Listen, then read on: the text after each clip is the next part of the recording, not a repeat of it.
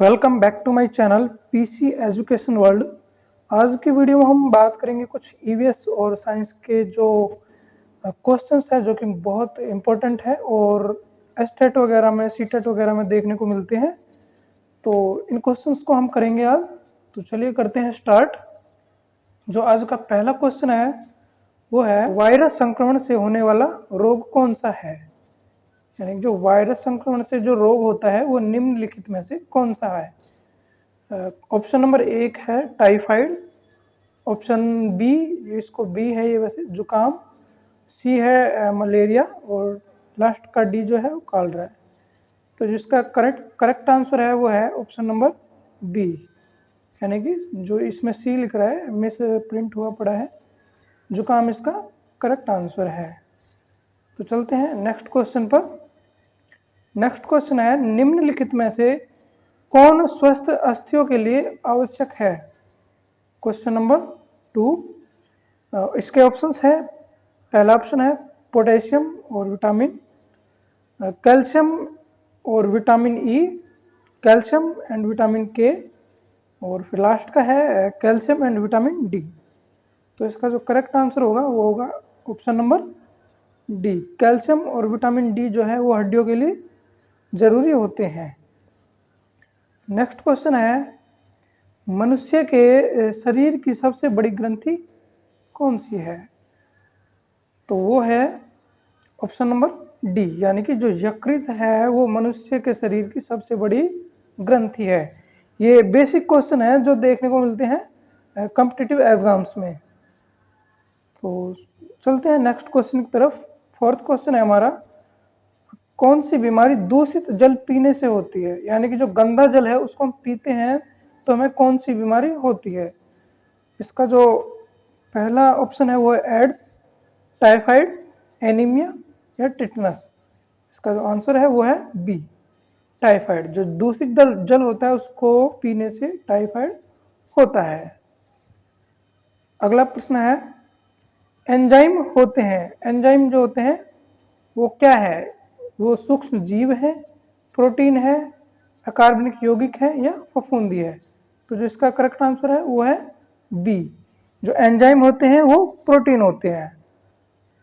छठा क्वेश्चन है मानव रक्त का जो रंग है वो लाल क्यों होता है। मानव रक्त का लाल रंग होता है किसकी वजह से होता है, किसके कारण होता है। वो जैसा कि सभी को पता है वो होता है हीमोग्लोबिन के कारण, यानी कि ऑप्शन नंबर बी जो इसका करेक्ट आंसर है। अगला प्रश्न है मानव की आंख में जो मनुष्य की जो आईज होती है उसमें निकट दृष्टि दोष को ठीक किया जा सकता है, मतलब किस तरह से उसको ठीक किया जा सकता है। ऑप्शन नंबर सही उत्तल लेंस का प्रयोग करके, सही अवतल लेंस का प्रयोग करके, या फिर सिलेंडर लेंस का प्रयोग करके, या द्विफॉक्सी लेंस का प्रयोग करके। तो इसका करेक्ट आंसर है वो है बी, यानी कि सही अवतल लेंस का प्रयोग करके हम मानव के जो नेत्र में निकट दृष्टि दोष है उसको ठीक कर सकते हैं। प्रश्न नंबर 8, मिनी माता रोग ऐसी मछली खाने से होता है जिसमें अधिक मात्रा में पाया जाता है।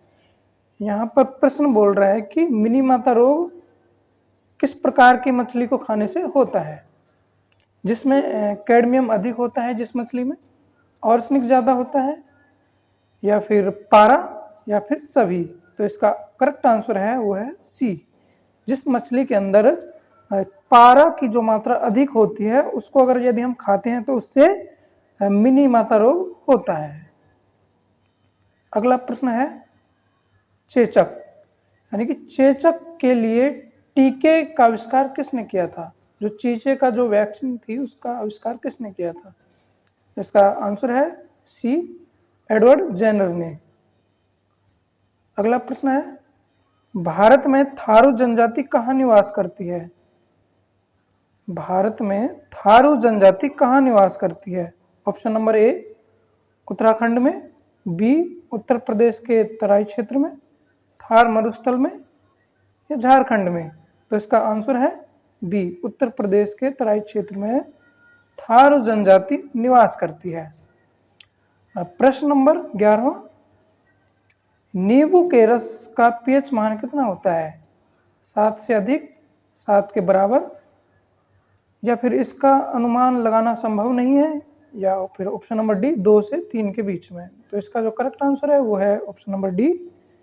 जो नींबू के रस में जो पीएच का जो मान होता है वो होता है 2 से 3 के बीच में। नेक्स्ट क्वेश्चन है, जो गुलाबी क्रांति है किस से संबंधित है? गुलाबी क्रांति किस से संबंधित है? इसका ऑप्शन है बागवानी क्षेत्र से, महिलाओं के सशक्तिकरण से, या फिर मांस और पोल्ट्री प्रसंस्करण से, या फिर ऑप्शन नंबर डी स्टार्टअप से। नेक्स्ट प्रश्न है, भारत का राष्ट्रीय फल कौन सा है? ये सभी को पता होगा, भारत का जो राष्ट्रीय फल है वो है आम।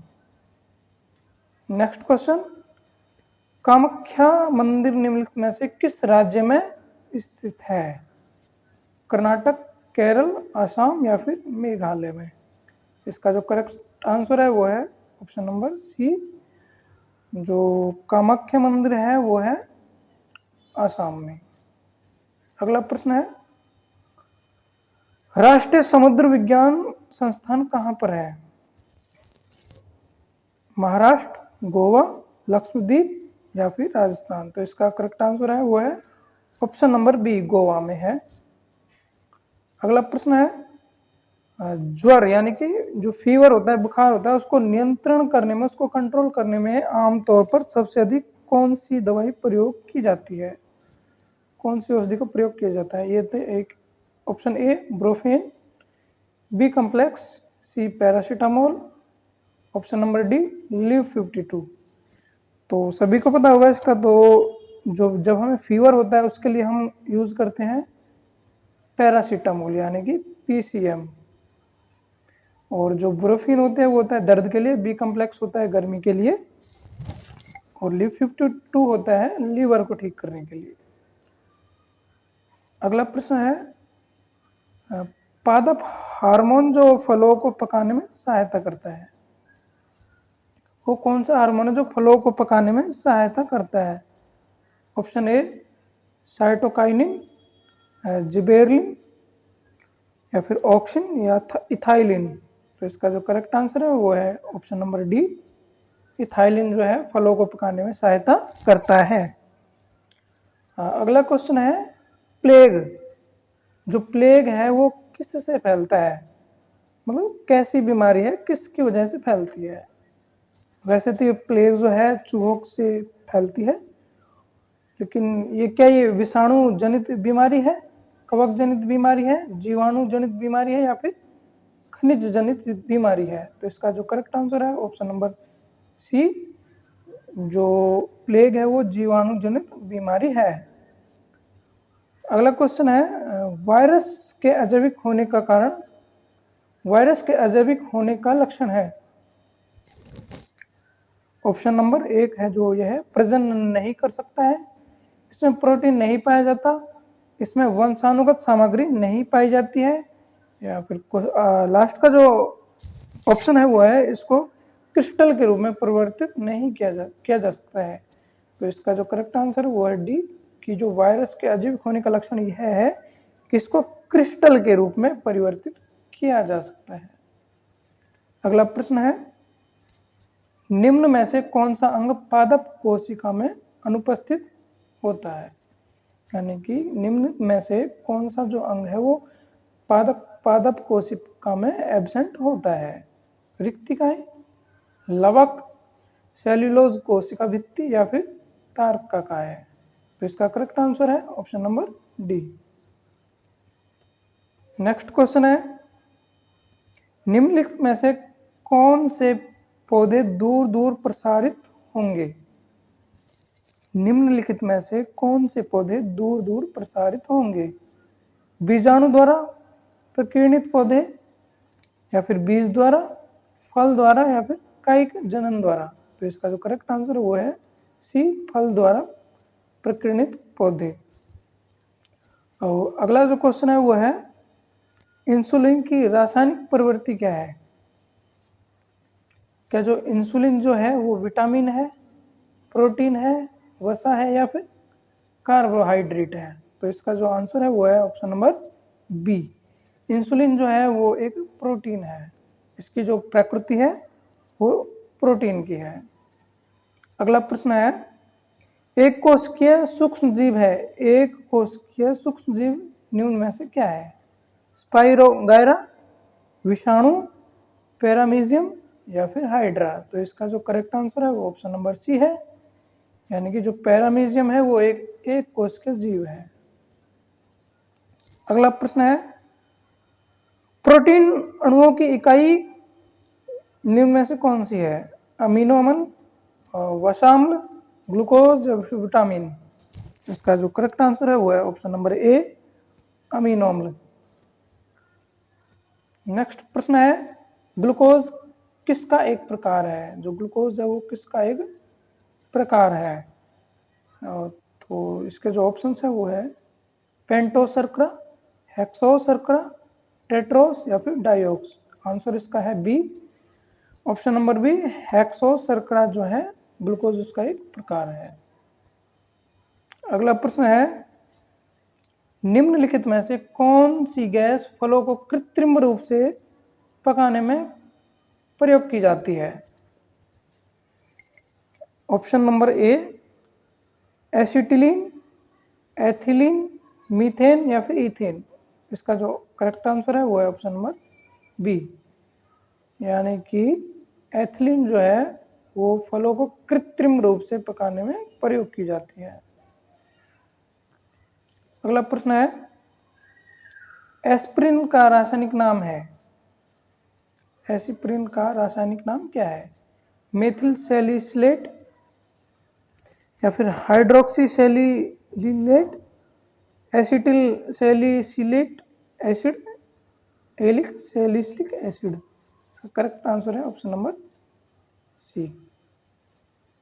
नेक्स्ट प्रश्न है, विटामिन डी की कमी से होने वाले रिकेट्स में शरीर का कौन सा अंग प्रभावित होता है?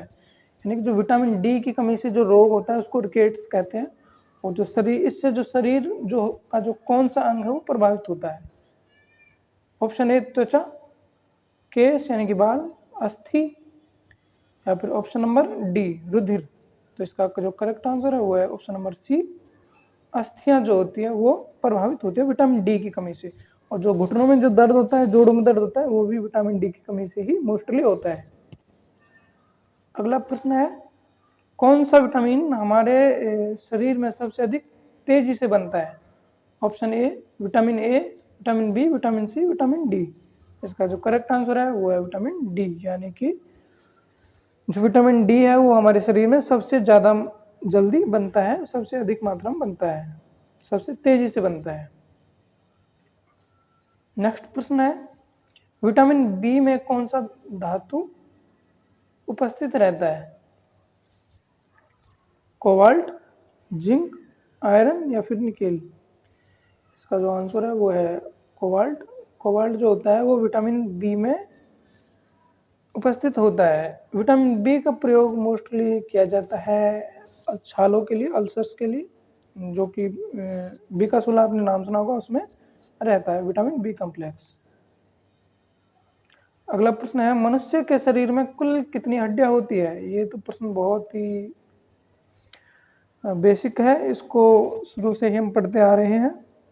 मनुष्य के शरीर में कुल 206 हड्डियां होती है।